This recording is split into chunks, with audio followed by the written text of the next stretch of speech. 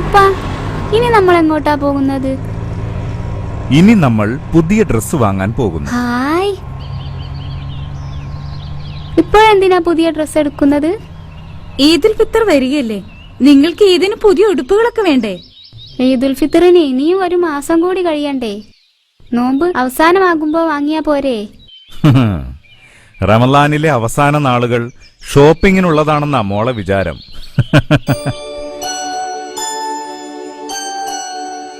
മക്കളെ, വളരെ പുണ്യകരമായ റമളാനിലെ രാത്രികളും പകലുകളും ആരാധനകളിലും പ്രാർത്ഥനകളിലും മറ്റു നല്ല കാര്യങ്ങളിലും മുഴുകാനുള്ളതാണ്.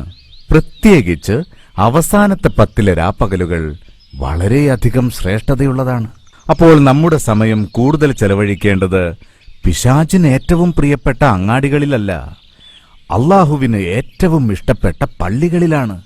പക്ഷെ എല്ലാവരും ധരിച്ചു വെച്ചിരിക്കുന്നത് റംലാനിലെ അവസാനത്തെ 10 ഷോപ്പിങ്ങിനുള്ളതാന്നാ. ആ സമയത്ത് ടെക്സ്റ്റൈൽസിലൊക്കെ എന്തൊരു തിരക്കല്ലേ. അതുകൊണ്ടാണ് നമ്മൾ അത്തരം ജോലികളൊക്കെ നേരത്തെ തന്നെ ചെയ്യാൻ തീരുമാനിച്ചത്. എനിക്ക് പുതിയ ഉടുപ്പ് വാങ്ങല്ലോ. അലി, നമുക്ക് ഉമ്മച്ചിക്ക് പുതിയ ഉടുപ്പ് വാങ്ങണോ? വേണ്ട അല്ലേ ഉപ്പ? ആഹാ, എന്നാ ഞാൻ മിണ്ടൂല.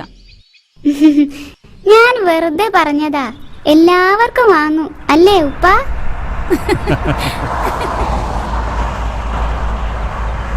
حي على الصلاة